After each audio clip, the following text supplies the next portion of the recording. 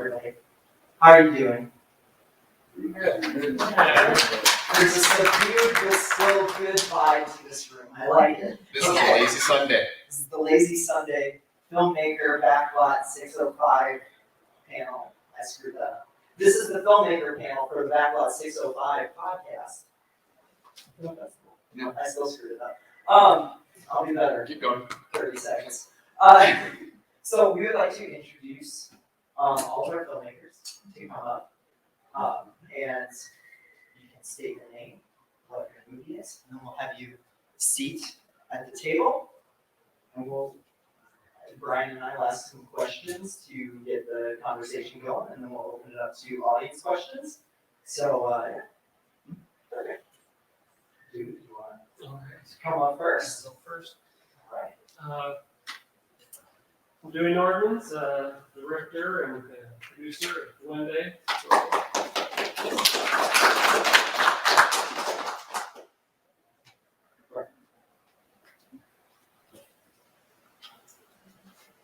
Brian Bieber, the director of I Really Get Into It.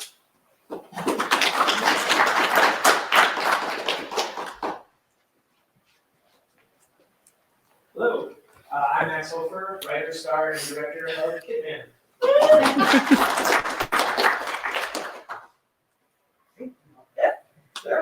I'm terrible. I'm so sorry. John Barnes, writer director of The Ink in the World. I'll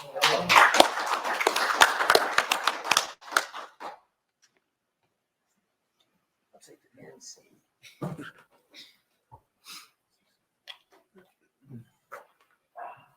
Dominic Wieneke, writer, director, and editor of Black Actor.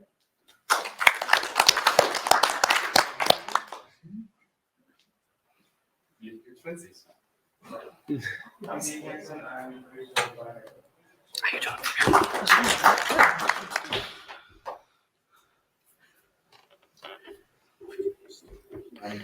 Doug Gerash, So let's just go.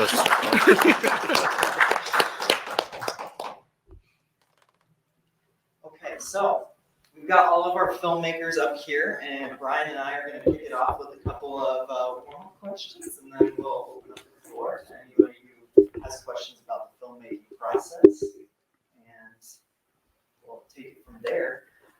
Guys, you can share any of the microphones that are up here, and I'll make sure this one gets down to that end. But I guess the first, just the handhelds? Okay, it's just the handhelds. So this one and that one. So these are just decorations. Yes, those are decorations. That's sweet, so we can look pretty. So I guess the first question would be like, a lot of these movies that you guys have done are very independent. They're local films. So how do you go about sourcing jobs and crew members and cast on a local level? What do you guys look for first when you're starting the independent filmmaking process? I myself, here through the mask? Yep. I myself would love to have a crew. I'm trying to do everything myself as far as my, the crying diaper man, he usually does my film work when I'm not doing it, but he does weddings every weekend. And so, yeah, I would definitely suggest not going my route.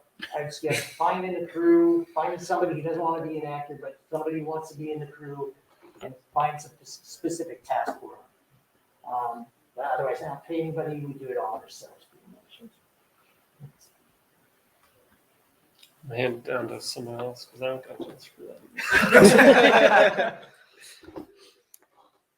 Oh, hello. Sorry. Oh, you're good. I guess test. Yeah, I guess when it came to finding the crew, it was just like I got fairly lucky, I'd say, with like just some good buddies who were willing to help out and didn't think any of them would want anything to do with it, but they were just like, "Oh no, this sounds hilarious. Yeah, we'll definitely help you put it together." So it was just luck and friendship is kind of what helped put Kitman together. So. For me, I mean, I also didn't have a crew. I was barely a crew. I kind of learned as I was going. So my first step was buying a camera and then Googling YouTube tutorials about how to make the camera look, or how to make things look good with the camera, and then setting it as a preset so that I could just turn it on and not think about it. So yeah, so I mean, this is What's that? Yeah, exactly. Yeah, so I would. That's a good Yeah, turnout. exactly. We Yeah. have hope. I guess just like these guys, it's finding people that are just willing to help, or people that are willing to stand outside a theater for 2 hours and look pretty. So yeah, it's just basically beg, borrow, and steal. Just anybody who's willing to help, hands on deck. It's everybody's doing everything. So yeah. I got one. You got one. I mean, we've all been doing it for a long time. So I mean, you still made a feature. I mean, that takes a long time to make a feature. Yeah, So sure. it's longer than a weekend. You Yeah, can do it- yeah. Once you do a feature, you're in it for a long time. Just like sitting down and have coffee with people, meeting people who want to help out. Like you can do a movie by yourself, but it's better to have a crew. Like if you're not running a haberdashery. So the more people you can find that are interested in what you want to do, the better. And even if they want to grow into that role, or if you know more about it than they do, having an extra set of hands is a great way to grow that crew from the ground up. See, that's why he's the producer. Ask him. That's a good answer. Well, I used, found out that Craigslist was ineffective. And, it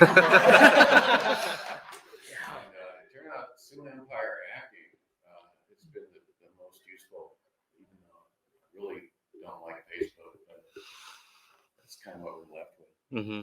And then Dennis isn't here, but I don't know how I found out about it. There was a group of people, and they would get together once a month and do play readings. So I don't know how I heard about it, but that time that Dennis Bossman, he was in our film. And it was a great way to show up, and there was like 8 or 9 actors, and they're all reading. So I got to just sit there and listen. And another way that I've done that is I go to theater classes at Augustana, and when you're doing a performance, and so you're there, and you've got a bunch of people to choose from. And then, of course, if you stick around long enough, you get relationships and know people, hear about other things. But yeah, at first, sometimes you do everything. I mean everything.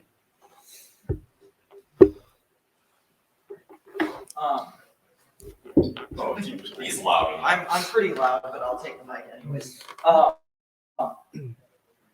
So yeah, I mean, yeah, that's pretty cool. We've got stuff from YouTube to friends to just DIY, do it yourself, very punk rock ethos. I like the vibe of that.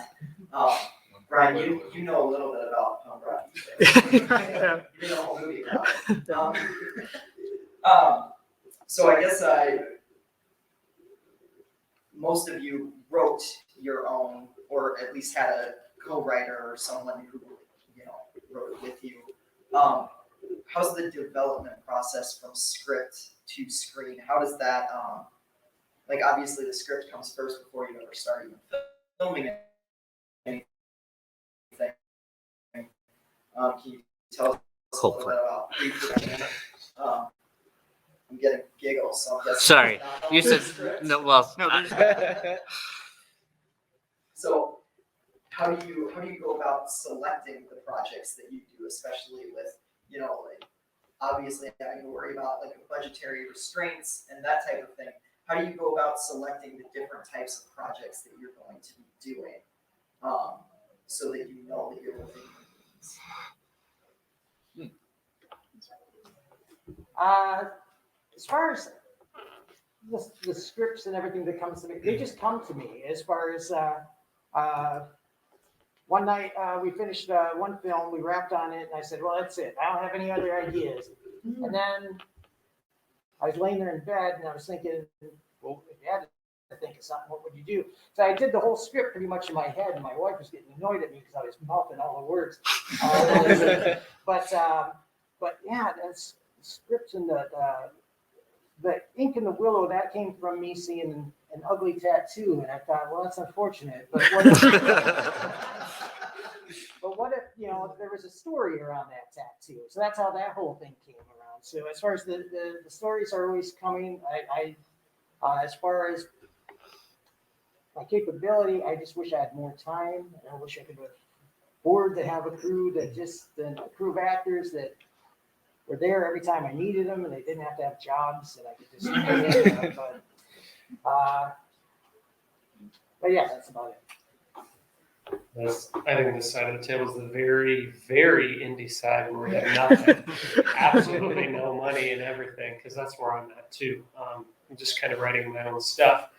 And the only reason Glenda happened is because I had a friend who, I was able to pull from him, and he helped me out. I just had a skeleton of a story, and I went to him and was like, well, here's a story that I have. And I was like, great, let's go with that because it's much better than where I'm at. So just for me, just having an open mind, because I have a lot of ideas too, but it's much better to for me to talk to have a wide span of influence of people that you talk to and where you pull ideas from.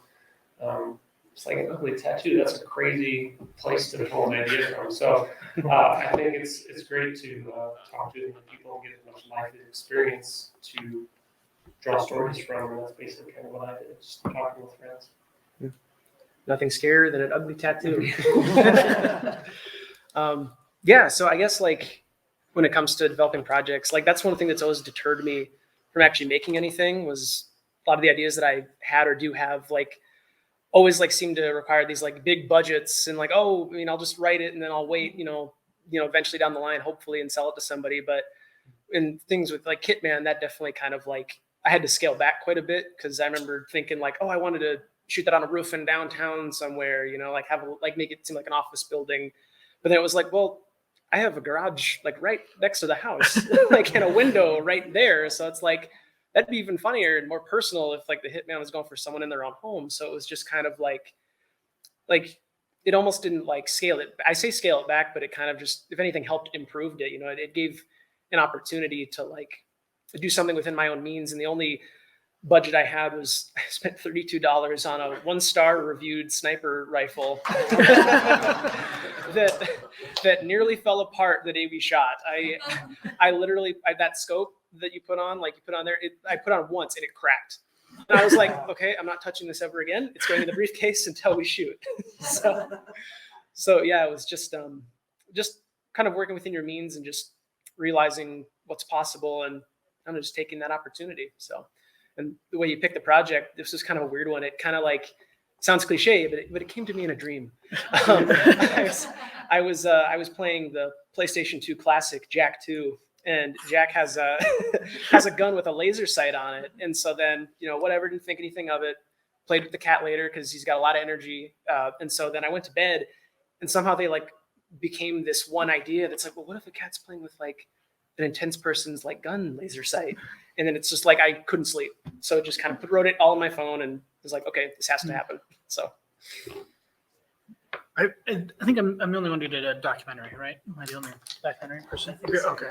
So I guess my idea kind of came before the format even. So I initially had the idea for the movie because because I was doing, it's convoluted. I was doing a website where I started to try to document 90s and early 2000s analog punk recordings where I digitized them, and in the process of doing that, people would bring me things to digitize, and then we would just chat, and I just realized there's all these people that came out of the Sioux Falls punk scene are doing really interesting things, and I just kept thinking about it more and more, and I thought, I'm going to do an oral history of the Sioux Falls punk scene, and I'm going to make it a book, and we'll do photos from Matt Rizak and stuff. And then I started thinking about it more, and I remembered, I put out a book, short stories about almost 10 years ago, and it's oh yeah, people don't like books very much, and no one will read that. And so I said, well, what if I was well, I could talk to Walter. Or then I thought I'd do a podcast. I was there's kind of a lot of podcasts, and that's a lot of work. And and then I thought I would do and that's where the idea for like doing a film came from. Is I said, well, I could see if Walter, my friend who's a photographer and videographer, would want to shoot these interviews, and then realize that, two middle-aged men with jobs and families are to try to get our schedules to line up. It would take us a decade. And so, so instead I bought a camera on eBay that, I bragged about how cheap it was to everyone, and then Walter pointed out to me, like, this is a stolen camera. You've definitely bought a stolen camera. So I stopped bragging, and I feel like I did good with it. But yeah, so the idea or the concept came before the movie part. So I don't know. So I think that I tend to just like, if I get an idea or some, for a project, or whether it's a creative project or something else, I think the idea seems to come first, and then the medium follows. That's kind of a long-winded answer. Sorry. No, that's an extremely good point, because for me, it's all about the story, and some stories will not fit in certain mediums. Like Max is your kit man there, that wouldn't have fit, like a short story. It had to be a visual story. And I think the fact that you scaled it down made it a lot more personal as well. Whereas if you had it, like you said, the big open city, I don't think people would have connected as well. So I think sometimes scaling things down is almost a necessity. So. And it's also, it just makes Kitman fun too. Like, yeah, exactly. There's a guy, just like a guy in a garage, like who are these people? Exactly. Like That's how deep it is. It raises so many questions. It's like an assassin. So it's like, next door thinking about the guy on the roof. yeah. Like it's an assassin story, but the stakes seem so low from start to finish. It's great. I wasn't done. I guess for me, for where story ideas come from, it comes from everywhere. I've been pretty much writing ever since I was 10 years old, so I don't have an issue with not coming up with a story. I've kind of equated them to like when I used to work retail, it's like a line of people. Each story is a person waiting in line, and some are more annoying than others because they want more attention quicker. So those will usually come to the front. Sometimes they'll reveal themselves. It's like, well, that's not quite, so you can go back and wait a little bit longer type of thing. So I'm always working on at least probably 10 or 15 at a time, which sometimes gets a little chaotic, but so I guess for that part, it's grabbing things from anywhere. I've taken stuff like a song lyric will spark an idea. Usually for like the whole idea with Death Rock came about with how people perceive heavy metal groups as evil. And I'm like, well, what about if you see a religious group as evil and the heavy metal is totally like family friendly type of thing. So it's kind of juxtaposing ideas, that type of thing. So it's just looking around and being aware of what stories, ideas could come about. Now I can go. Yes. On paper, it's the only time in a production where anything can happen. You have absolute control over it. Whether you're doing a documentary or something else, you're still doing research. And you're kind of taking an inventory of what you have around you to make it practical. Because you can make, we've got probably 60 features stockpiled, but they're not practical because it takes money, it takes people. And in order to get them done, you want to make content, or you're not a filmmaker if you're not making content, and you're not a writer if you're not writing. And so you have to use people around you, use situations where you can actually apply that and get it done. And it takes time, it takes people, and it takes patience. But you can figure it out if you sit down to write it and have a plan. It doesn't take everything. It doesn't take your whole bank account. And documentaries are a great way to make a movie.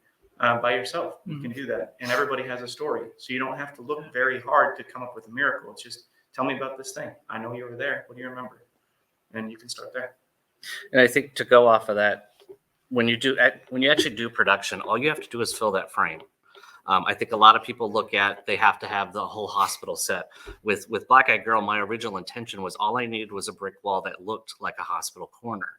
It wasn't until Zeke came along and says, well, we can actually get a hospital. But still, I think with that corner, with her out there smoking, it would have looked like a hospital. It's just adding that production value of getting an actual hospital. So basically just fill that frame. It doesn't matter what's outside the frame. I've worked on stuff where there's a C-stand, just you move the camera a little to the right, there's a C-stand right there. So it's just whatever's in the frame. Sorry, Doug.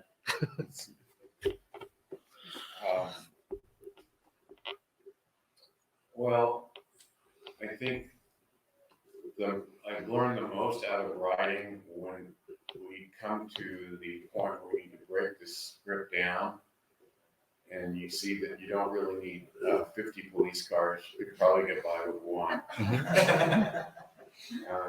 So you carry that experience into the next project, and you're able to winnow it down. And the other part of it is that since film, even if you're producing your own thing, it's still collaborative. So you have to be flexible and be able to listen. And I think for a lot of us, that's for me anyway, that can be kind of tough. Because I get an idea in my mind how it has to be. Someone will say, well, this actually might work better. And the growing process is like you have to step back and go, maybe that person's right. But writing is really, I think it's almost the toughest part of filmmaking, for me anyway. That's all I have for that, for now anyway. So clearly, we're going with pretty much the independent films and everything like that. And one thing you guys have touched on is the money, because everything boils down to how much money you have to make something.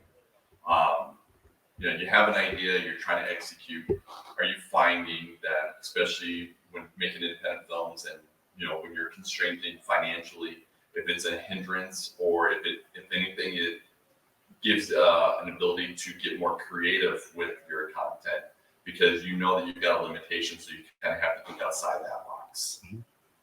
Yeah, kind of like with Kitman, working within your means and actually having it In your backyard. work out Oh, yeah. for the better. Well, and that's one of the beautiful things about like filming in Sioux Falls, as far as if you want a restaurant, you can get it. If you want, as far as filming in Sioux Falls, you can film within your means pretty easily, I think. A lot of places are willing to, help you out. I went to Queen Bee City, Queen Bee Bakery or whatever yesterday because I forgot to put them into the end credits. But anyway, and apologize to them. But I think, yeah, with the filming in Sioux Falls, as far as it's really reachable, filming within your means. I don't know. I think lack of money, like we're mentioning with these other films, it's like it breeds creativity, having restrictions on you. As soon as it says you can only spend this much, or you have no money, or you can't film at this location, or you have to film at this location, or you have only 3 people agreed to act in this now, and or these people dropped out. You have to be creative and write around it and produce around it. And I think that, I don't know, for worse or better, usually it turns out for the better in my experience. I feel like I might have answered this question too early. So yeah, when it's like, it just comes to like talking about like scaling down and like working, thinking outside the box and how to make an idea work. And yeah, like everyone, like you were saying, kind of film within your means. And honestly, if you go out and ask, like since I've done this, I've got kind of another idea on the horizon, little bigger scale, nothing too much. But I think people seeing this has given some other folks that I want to work with a little more confidence. And so it kind of also opens the door for potentially bigger things. Like I'm just working within your means. It really like tests your creativity, shows you're kind of serious about it, shows just what you can do as a person, kind of represents you. And then I don't know, the doors just kind of opened from there, I guess. So yeah, it's just made it all the better. Felt a little more personal, didn't have to jump through as many hoops filming at my own house. So yeah. To piggyback on the idea, that you can get, if you need a restaurant, you can get a restaurant, or just the kind of openness that a smaller community like Sioux Falls or South Dakota offers. I didn't direct this, but I wrote a short film called My DJ about like a long time ago, like 9 years ago or something. And we got a bus, or we got a city bus where we were for nothing. Like we just got we just called and the Sioux Transit or whatever said, "Oh sure, yeah." So we we shot on a Sunday and got a bunch of people to sit on a bus, and they drove us around while we shot. So when people from larger markets saw that, like there were like multiple people from LA were like, "How did you get a bus? Like how did you?" And on your budget, we're like, "Oh, we just asked." And that's like, because that's Sioux Falls, and they're like, "Oh, that's neat that this is that you guys are doing this." And so I think that's kind of that's one of the benefits of working small too, is that they're not over it. It's like people it's still novel here. So whereas in larger markets, this kind of stuff is sort of a pain in the ass to institutions, but here it's a novelty. So I think you can use that to your advantage as well. I totally agree. I think the city hasn't caught on that they should be actually They should be given it, or we need permits, but but and also just looking around, like when we shot Death Route, we shot at the State Theater. I needed a projection room of a broken down. At that point, it was supposed to be a drive-in, so I used the projection room at the State Theater. Yes, if you look, the projection's pointed down, and when they go into the drive-in, it should be the other way. But still, nobody knows. And also below the stage, there's these great rooms that we ended up using as the prison cells, because they were the old actors' changing rooms. But when we looked, they're dirty and gross, and it's like, we can use these. So it's kind of repurposing things. We threw an entire concert at Boonies, which is no longer there, but they were more than willing to say, yeah, we'll put on a full concert Sunday night. And actually Tennessee Murder Club at the time was more than willing to help out. In exchange, I just shot a music video for them. So it's just kind of doing that type of stuff. And to kind of get to your point of, does sometimes you have to be creative? Yes, actually in Death Route, I had this very extremely bloody sequence planned out, and the effects artist bailed on me. So I ended up having to basically recreate a lot of it with sound. And actually a lot of people commented that it was actually more chilling to hear it than it was to actually see it. So I kind of realized that maybe putting some of that stuff in the viewer's mind by audio is a huge component over than just what you're seeing. So I don't think that there's a level of filmmaking that is easy. So if the problem isn't money, it's something else. And Sioux Falls, you don't have to have, or South Dakota in general, you don't have to have a permit, so you can get away with things you can in other places, like these guys have said. But there are more films made now than there ever have been, and everybody's fighting this to have them seen. And in order to be in that mix, you have to have it finished, or it just doesn't matter all the work that went into it. But everybody's trying to maintain that level of creativity, and certainly not having money is a huge hurdle, but it doesn't mean you can't get it done. And just because Norm recently died, I've been binge watching everything that he's done. He had a show on Netflix where he interviewed other people and or like that he respected. And he has an episode with Shyamalan on there, and he brings up like it was easier making films when I didn't know the rules. And now that I know the rules, there's a specific way that I have to do it all the time, because that's what money brings, are rules and regulations. And so he's actually tried to go back to just having fun with people who want to create. And it's a problem for everybody. But the more cooks you have in the kitchen, the harder it is to get a meal. And that's just something you have to, regardless of what level of art you are in what industry, money's not always the problem. But finding a way to push through regardless of the problem will make you stand out.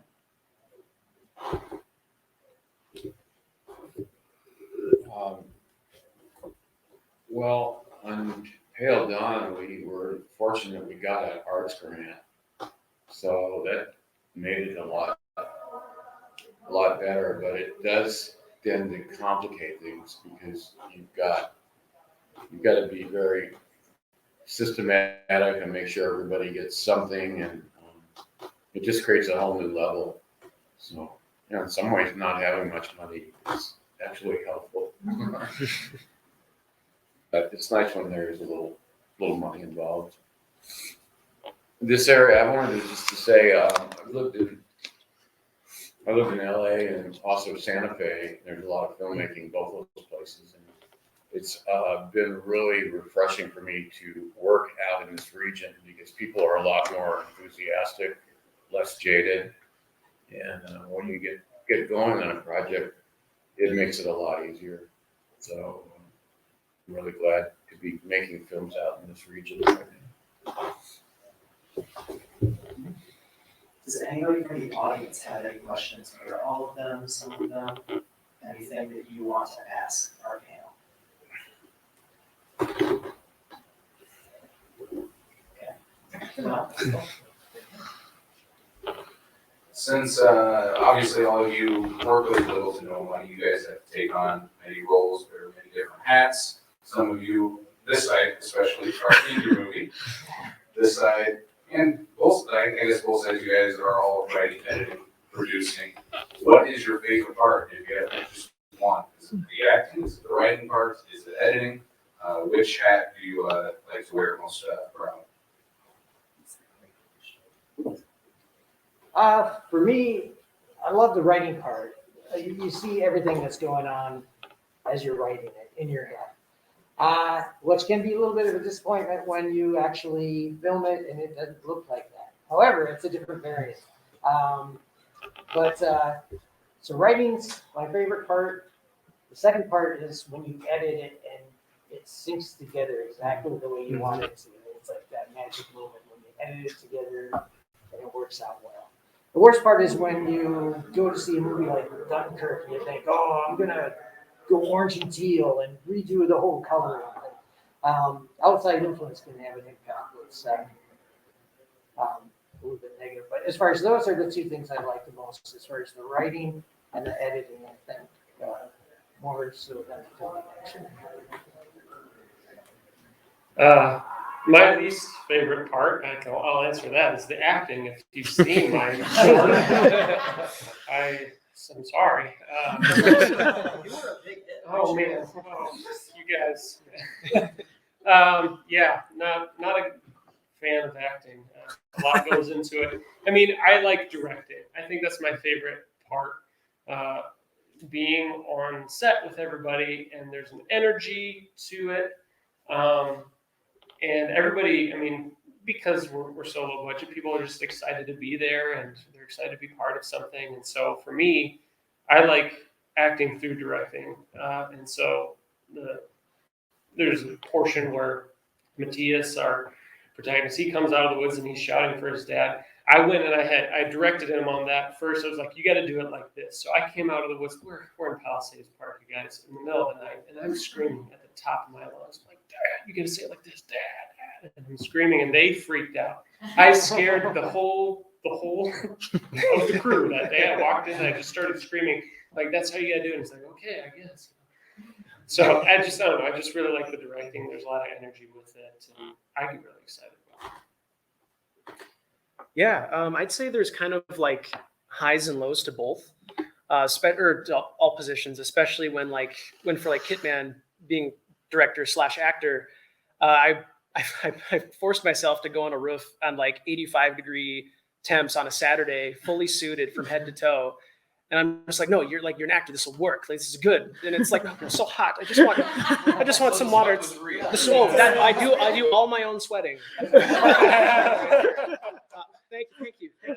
You don't find a lot of people that appreciate sweat, but every time that clip shows up where you see the slow zoom in of my face and that one beat drips down, you see giggles. It's like, oh yeah, they're laughing at the sweat. There it is. At least I hope so. Yeah, but that's kind of you have a little bit of schizophrenia when you're directing yourself in a sense, because it's like, I'll give you some, I'll get some water. Once we do this scene of you popping up behind a roof like 20 times just to get like the motions right. And on top of that, it's also terrifying because, being a director, you want to see what's in the frame. You want to see how it looks. And I'm lucky I had a good friend in my buddy Taylor Yoakum, who's got some experience. He's done some music videos in town, done some video work. So I trusted him, but also in the back of my mind, I'm thinking, oh my God, I hope this looks good. I am about to pass out. I can't see anything. But yeah, then luckily when we switched into the house, I got to go kind of more full on director mode, focus on directing John, you can't direct a cat to save your life. Just gonna throw that out there. We had a bit of a cheat using the dot. That was the best part of Tobias. It was like, that was my big, like, it was like, oh my God, are we gonna be able to pull this off? It's an animal, it's kind of a no-no, but all he has to do is chase the red dot, and he loves that thing anyways. So it's like, well, let's just get the camera on him. So that was the fun part. And fun fact about Tobias and chasing that dot, that shot of him jumping onto John's lap, only time we got that. That was the only shot. He would not do it again to save my life. And I wish you could have seen me behind the camera. The second he did it, I didn't think he was going to do it at all. I was like, oh, this is a bust. Save it for last, just so I could be disappointed at the end. And all of a sudden he jumps up there and just, like, I literally flew back because I was like, that's it. So yeah, it's got definite highs and some lows, but it's fun to play all the roles when you can. So it's a good time. Sorry, I went on a Very little bit there. bold to work with an animal on a feature for sure. Yeah, it was, yeah. I mean, like I said, that red dot, he's so laser focused on it, pun intended, that it's just like, I think we can do this. Like, just believe, and the cat will jump. I think for me, just because I was sort of new to it, the editing was my favorite part on this project. Partly just because I'm not a great shooter, so it wasn't like I was really jazzed about the footage I had. so a lot of times it was just kind of polishing the B-roll I had, and just learning. I like, for years my degree was in creative writing, and so I only wrote for years and years, and so now anytime I can do something that feels practical, like I'm making something that you could look at, at the end, like when you write, you have like a Word doc, and you have to read it, and to appreciate it. So it's kind of neat. It was the same when I put out my book. I laid that all out in InDesign, and I taught myself enough about InDesign to lay out the book. And that was my favorite part of that process, was sort of the design. And I think it's the same with with the documentary. Was the editing was most fun because it was the newest for me. So yeah, so I like that. I mean, I feel like.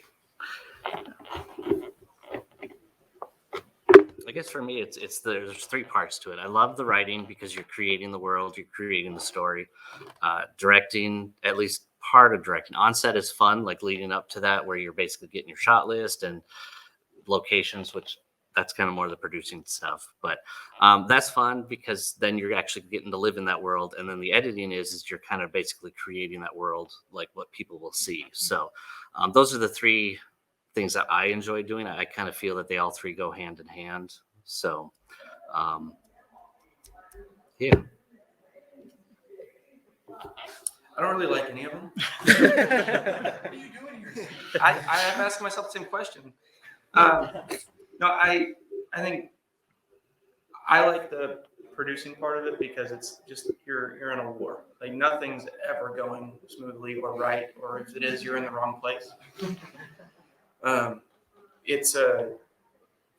It's just there's not really anything I have to compare to being on set or on a production where you're working with so many other people, and it's the only role that I feel like I can find people who are better at specific things than I am, and putting them all in one place just makes the production better.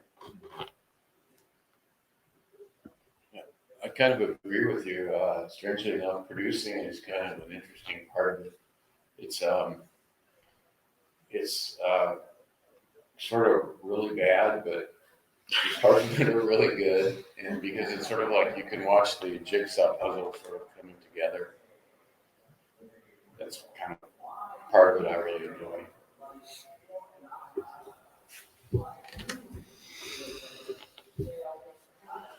Do we have any more questions from our audience? Anything you're curious about in the filmmaking process?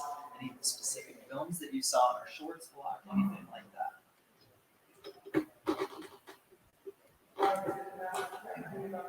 Yeah, how tempting is it once you get the project done and finished and creative? How tempting is it to go back and re-edit, or do you have to find that to be something that you go back and do Daily. As of this weekend or something. Yeah, as far as I was saying when I came in, it's I started filming this one in 2018, and then this one was a really miserable experience. So I started putting it on the shelf for a bit, And I had to hold off until I found a decent cicada sound to match the cicadas that would come on occasionally. But yeah, so as I continually looked for that, I continually edit that, and if the computer didn't crash when it did, I'd still probably be editing it and sitting at home right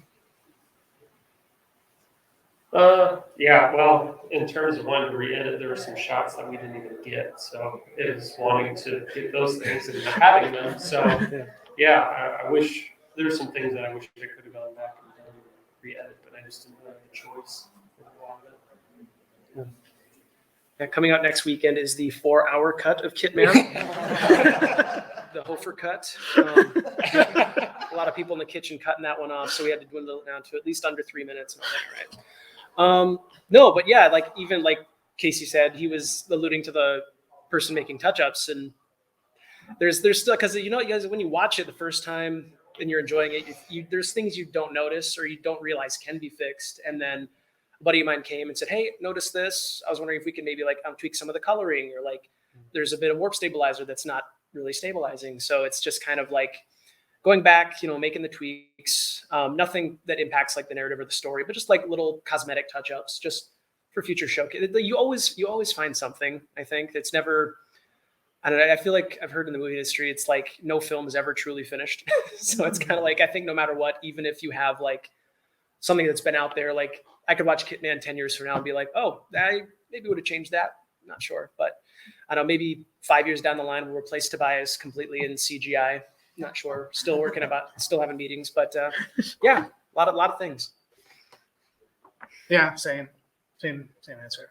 There's a yeah. Every time I watch it, there are a couple things where I think like I should probably, I don't know.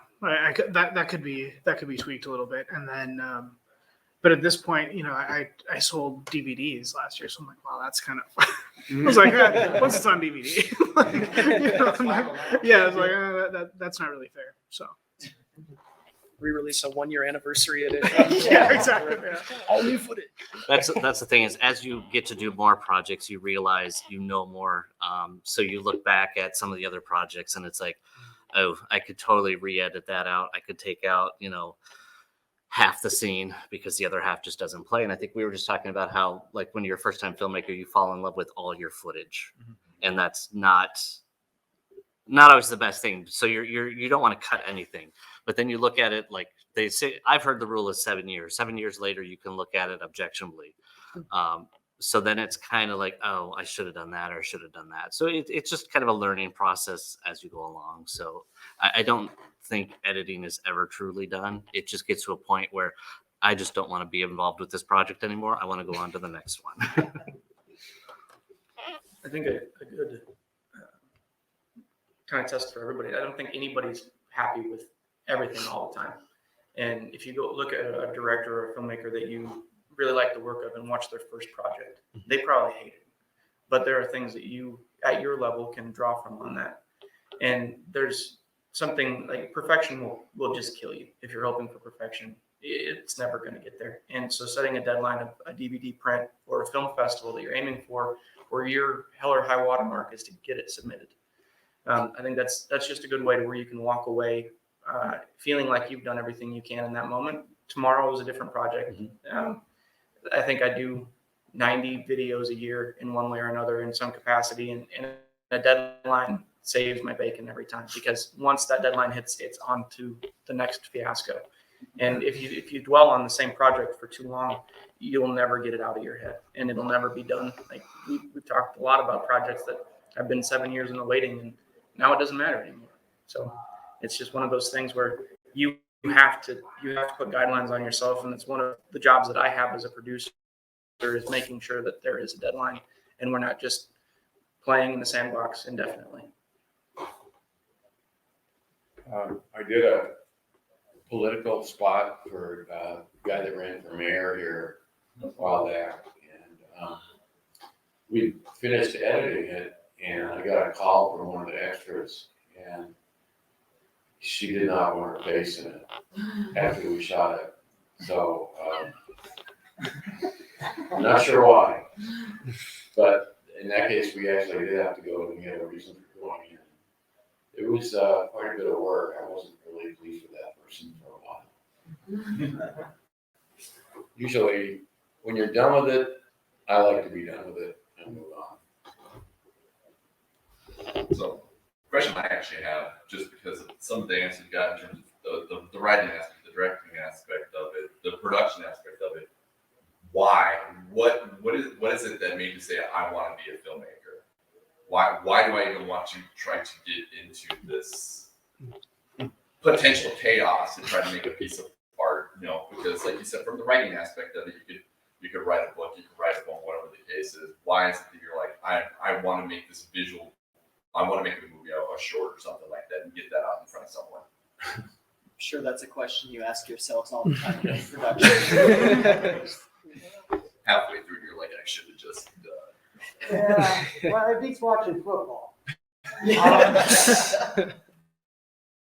I don't know. I got asked that a while ago. What made me want to become a filmmaker, and I guess it was the seeing Greg Brady film his family as a bunch of pilgrims in his backyard. I thought, well, geez, I could probably do that too. And so there's just probably fell in love with film as a child, and part of that stuck with you, and you want to be able to tell your own stories and create. I also in a band and paint as well, but there's just that need to create something and be part of that community. I guess it's great to be able to have guys like you put these things on, and be a part of this community, and I appreciate that very much. But that's probably what it comes from, seeing films as a child and falling in love with it. Yeah, I guess I could say about the same thing. You grow up with film. You kind of want to do your own version of that. I mean, it's kind of the idea that when you're a kid, you see somebody who they're your idol, you go and you dress up as them. I mean, we're here at SiouxperCon. People are dressing up as their favorite characters and people, and they want to be that. And so when you watch a film and you get that impact from whatever the director or writer intended, and you say, I want to do that same thing. So you kind of want to seek out that same thing. You want to do that for other people. You want to tell stories that have an impact or make people laugh or make people cry, whatever it is, or afraid, if you're lucky, to scare them instead of make them laugh. It just depends on your passion for it. And I don't know, that's where I stand on it. I'm gonna have to cosplay him for next year's SiouxperCon. You're Brian's hero. Yeah, I'd say the answer to that question is actually sitting right next to Casey under the sunglasses there. You want to hold up the original Toy Story on VHS. I remember watching that as a kid. My parents actually have a picture of me draped over the arm of the couch, just staring at the screen. And what they tell me is that I watched it so many times, actually burnt out the very first copy we had of that and had to buy another one. That was just last week, right? No, yeah, it was just last week. I think we're on the 57. They're getting harder to find VHSs, I tell you. But then they even had like a little drool bib because I just wouldn't move. I was so taken. I was just so transported as a kid into the world of toys, Buzz and Woody, just kind of. And I think that's only not even like a testament to just, oh, kid, like I'm watching toys come to life. But it's like Pixar really like captured your imagination, really captured mine, and kind of took me on a journey. And I think ever since then, like I've always wanted to do something like that. Like I love watching movies, and it's just like I love knowing that like seeing people are having fun, having a good time, and they're even like using their abilities and talents to share that with other people, to give them an escape from the everyday burdens of life. And for the longest time, like me and my friends growing up, I just found my parents' video camera, and we would put together, skit shows, series of skits, or just random ideas that were not good at all, but man, we just loved putting them together. We even did like an Office style documentary about kids who were roommates, and just things like that. And it was, I don't know if I'd revisit that now. No, but it's just like, I think storytelling's always just kind of been embedded in me. And did I say that right? Embedded? Yeah. Embedded in me since I was a kid. And I just like, I love doing it. I'm sure we all have times we just have these ideas floating around in our heads of like, oh, I want to do this. I want to tell this. I haven't seen anything like this. And I don't know, I think it was Tarantino who said, make the film that you want to see, so it's just kind of like you have an idea and you're just, I don't know, just inspired to make it, to bring it to life. Like with Kitman, it was just kind of like, like I was saying earlier, I had all these ideas that require these big budgets, but I'm like, this is something I can do now. And I'm really confident in it. And I'm really excited about it. Even if it is worse in execution than I think it is an idea, I have to do it. Like I almost could not fight that urge anymore to do it. So it's just entertaining people. So, Yeah, I kind of like to make things. Just when I was a teenager, it was being in bands and making 7 inches. Later on, like I bought a book, and I think I just have kind of a checklist in my head of things that I want to do. I want to make the things that I want to make the kind of things that I like consuming, and so but I think like one kind of thing that instigated me in this project specifically was I'm going to be kind of like delicate and not disclose any information, but I work at an ad agency, and we had a client who we basically pitched like doing a feature length documentary about like the history of their company, and they were game for it, and we spent a long time and so much of their money to make this, and it never came out. Like they just decided, because they were, because it's like that, it's a company, and you forget like how many people are kind of work, how many people have to chime in on a project like this when it's a big company, and there's a lot of personal stuff and there's professional stuff, and they kept changing the objectives a little bit. So we have like a feature length documentary that we made about the history of this company that they just were like, we're just going to forget that $500,000 that we spent on it. And I was like, my God, I spent months working on this thing that, like for some business like that's, it's like so I was like, there's no excuse for me to not make my thing. And at a certain point, like when you kind of run up against barriers, and I really get into it, like that comes up a lot. Like you just kind of you want to make your own thing, and when you keep running into barriers, you're like, well, you figure out like, well, if I really want to make something, I can just go around the barrier, and you figure out a way around it. And so that was kind of the impetus for this, was just this almost exasperation for like, well, you can't, and it was just me remembering what it was like to be 16 and, in a band and, figuring out how to do something. And so I was like, well, you don't need $500,000. I just kept, as the budget kept ballooning for that project to work, I kept thinking about, I was like, they could have financed like so many great films. So like, there's, I mean, how many, like, what would Death Rat look like if you had a fraction of you know what I mean? Considering I only spent $5,000. Yeah, exactly. and at the time, like, and while we were working on that, I was working on a feature script that I was trying to develop with a filmmaker, and it fell through. But I was like, they're spending, because I kept hearing from that potential partner like how much we would need to make the movie, and I'm like, this sucks. I just want to make something. And so that paired with this client experience was like, I'm just going to make this. I'm going to buy a stolen camera, and I'm going to and I'm going to kind of learn how to shoot. And so that's kind of, I guess that was my impetus, like almost spite against my day job. But yeah, so. I think it's kind of like a lot of these guys have already hit on. It's telling the story that you want to tell, that I want to see. And that's kind of what I set out to is it kind of became, I started writing like when I was 10 years old. I have notebooks and notebooks of stories.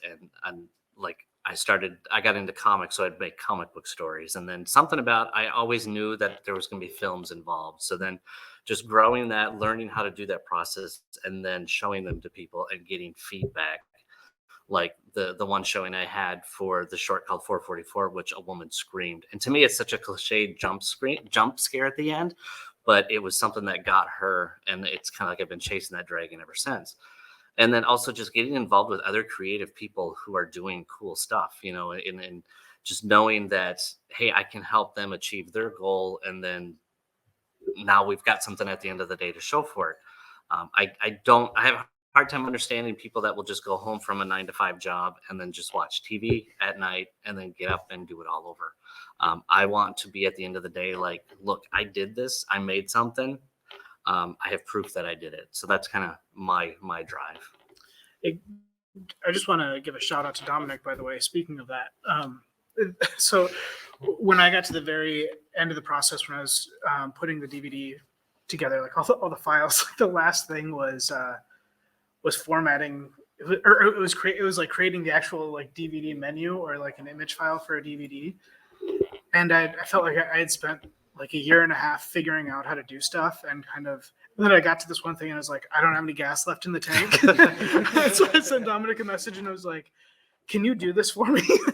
I just did like a Photoshop, kind of, I was like, I just want it to just play. Like, I don't need chapters, like, it's I was like, are you sure? Yeah. And I just sent him like an image, and I was like, this is like where I want the button to be and like what color it should be. Can you do this? And so Dominic like very graciously was like, yeah, I'll do that. And so, and it was such a relief because like I said, I just didn't have anything left. So, Yeah, and that's like where having a small community and like knowing someone, because like Dominic and I are best friends, but he's someone I know cares about film and cares about like making cool things happen locally. So I was like, I bet he'll help. And I knew he had done it before. So. And that's kind of where I've gotten to a point of I've fought those battles of doing everything on my own. And now if I can help other people, just be like, here, doing that for you. I mean, it saved you time, but to me it was 5 minutes, so, it just, because I had learned how to do that, that's why turning duties over to people that know what they're doing is more so I can focus on other things then. So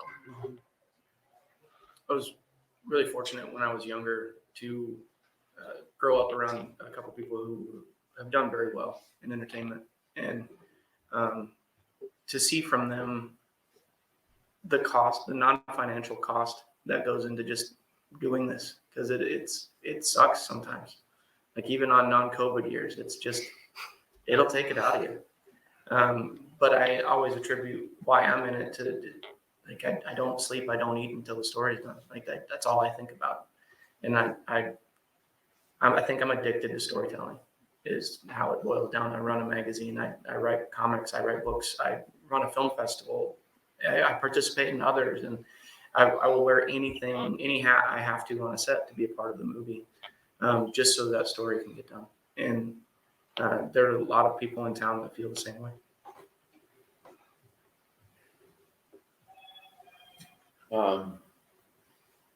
Well, I don't know. I think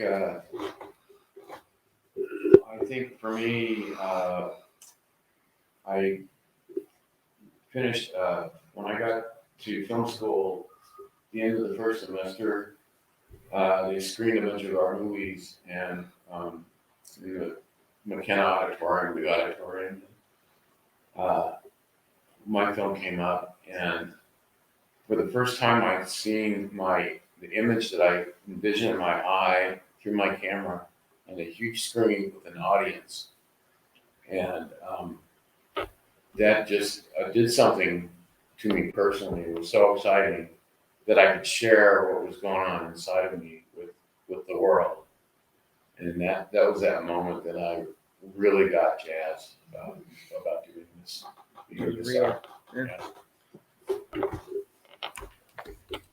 All right, and we're gonna probably wrap this up, but we do have one final question for everyone. It's probably the most important question of all for budding filmmakers. What is next for you guys? If you could just tell us what you've got cooking next, or any cool projects you got coming up. Right now I'm rewriting one of my scripts to a feature length, but anybody heard of Spook Road? Mm-hmm. Yeah, so it's basically you drive out, 5 bridges out, and then when you turn around, you drive back, and you drive over 4. So basically, it's the whole story about how that came about, and some kids are going out for a ride, and so I'm rewriting that, and hopefully I can find somebody else to shoot it. And then we do a 48-hour film festival in January. Hopefully that's going on this year. And otherwise, I got a film in the can that I've got to edit called Rocket Regular, which is a mockumentary about Big Red Rocket Riot, the band, and my band at the time, the Terrible Thrills, and how they hated each other. So. I've been, since 20, I've been writing a story based off of our production manager, John Bates. He's also a dispatcher, and he has so many stories. And so he told me a particularly spooky one that I've been kind of reworking and trying to make into a short, and we'll see if we can get it done. So the next thing I've got brewing, it's called Cup of Joe, and I can't give too much away other than maybe the log line, and that's that Joe is just an average, ordinary office worker who goes out on a limb to get his coworkers their coffee. All I can really say about it, Zeke is actually going to be on board to help me produce that one, and we're looking to shoot it on some random weekend in November, so hoping to have it done. Well, actually, I'm not going to say when I'm hoping to have it done because who knows how long that can take. but hoping to have it done at least by next year at some point. So yep, stay tuned on the horizon for that. That's okay. Zeke said the deadline's his job anyway. Yes. When is on track. Putting me in the corner there. When is that going to be done then? Next Tuesday. Next Tuesday it'll be done. Yep.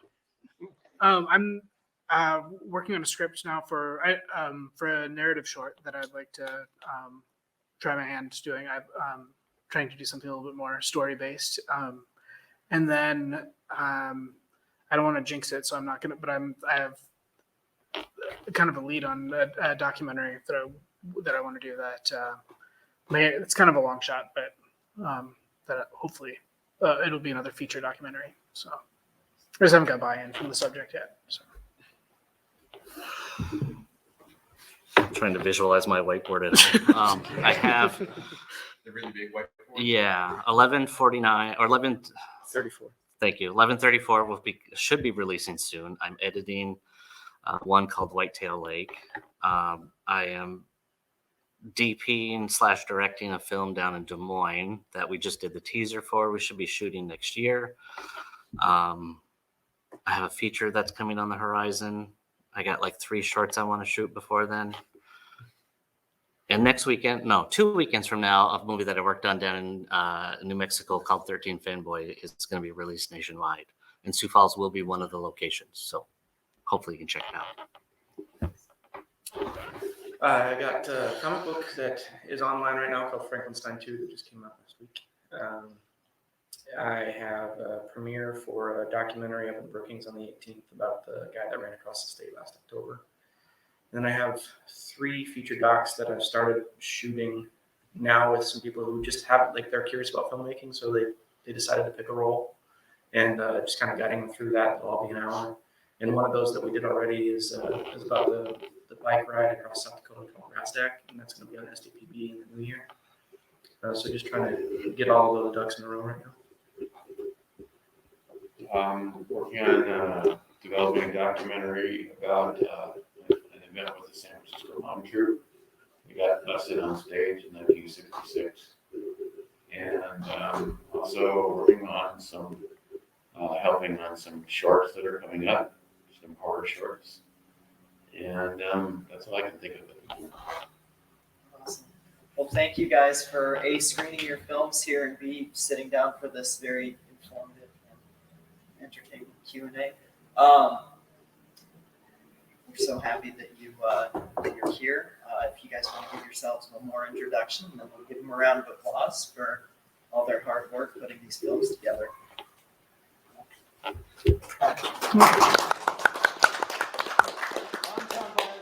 Velvet Productions, and there's pins and stickers, so be sure to come and get some of those. And a creepy looking hair right there. So that thing's on. Always be marketing. I know. Can't say it. Max Hofer, writer, director, star of Kitman. I don't have any merch, but feel free to give me a hug. You do have a cat. Does anybody get the cat? What's that? Cat giveaway? Can't give. He's actually on another shoot right now. Oh. I'm Brian Bieber. I really get into it. I forgot. I was just saying I forgot I was gonna make stickers because I love making merch and I forgot to do that. But you can go to ireallygetintoit.com if you're interested in learning more about that. There's stickers there too. Dominic Wieneke, I did Black Eyed Girl today. Yeah, follow me on Facebook. Hopefully, I have a website going, but for the future projects, if you want to get involved too, so that'll be fun. I'm Zeke. I produced Black Eyed Girl. Yeah, I'm around. So. Doug Gerash, the director of Pale Dawn, my company is Village Media. You all are interested in getting involved in a production, get a hold of me. Thank you. Thank you guys.